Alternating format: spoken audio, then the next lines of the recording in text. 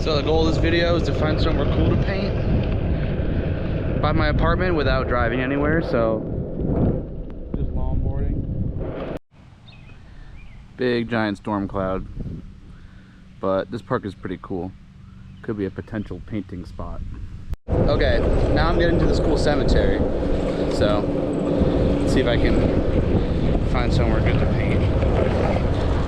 Over these rocks.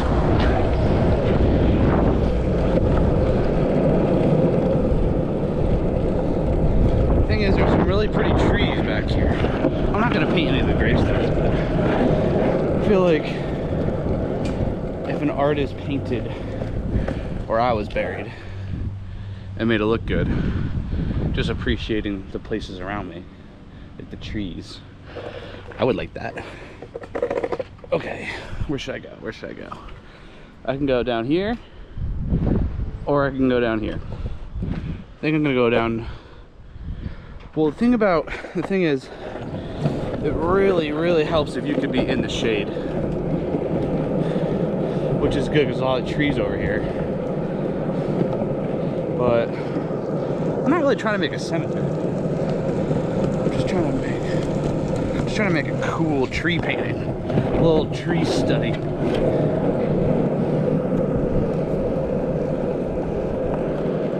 I should really like get my stick out instead of just holding it in my hand. Okay, now I got the stick. Now I got the stick out. Good for filming. Okay,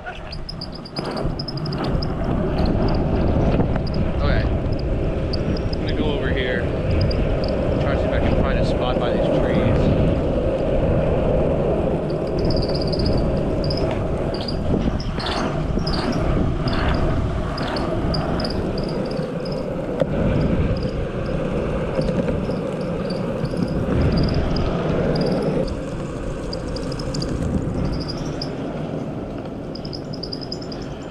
Doing some yard work over here.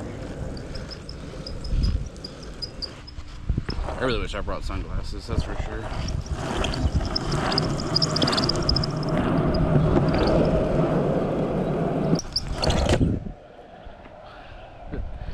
It actually would be pretty cool to just paint the cemetery. There's also, in the distance, there's these cool houses. It's kind of a cool scene too.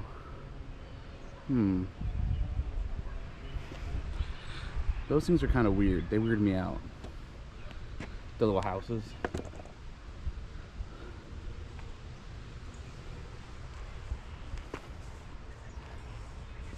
I guess I gotta keep going at this point. But maybe I'll loop back around. I'm not allowed to go back there. I wish I was. Look at this little guy. Oh. Where's he going? He's so slow. Okay, have fun. Little fucking gopher.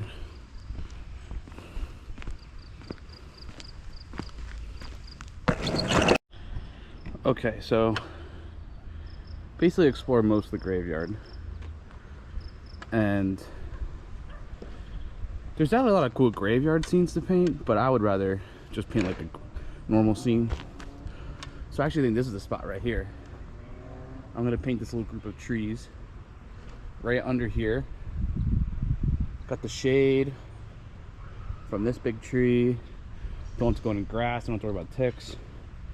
Staying right in this corner, so for some reason like a car drives by, I don't have to move. Yeah, it's pretty good. One of the issues with a day like today is that these clouds are just whipping by.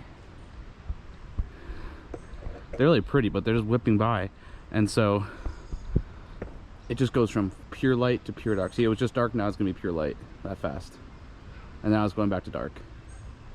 That's a good example. So what you want to do is you want to just pick a lighting, dark or light. I guess you just pick whatever's happening most or whatever you like best, and then just stick with it.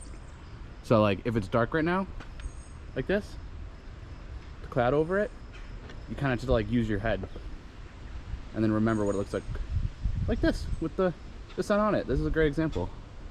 It's going back and forth every 2 seconds. Okay, that'll be the challenge of today. So let's get started.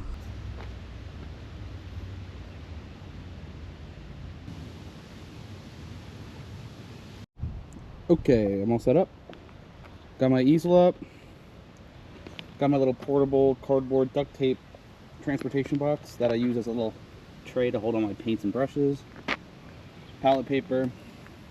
I wish I had tape because it's super windy, but I should be fine just holding it.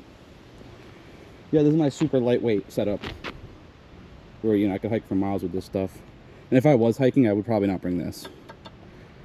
But you could, doesn't really weigh much. You just kind of need like a tall backpack to hold it. Yeah.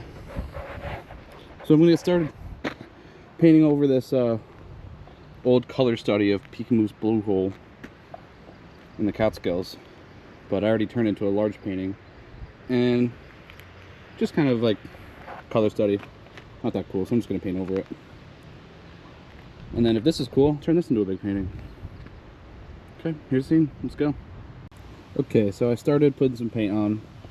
The scene's kind of weird, and I usually don't paint like these close-up scenes. I'm usually doing an entire scene with the whole foreground, whole middle ground, whole background.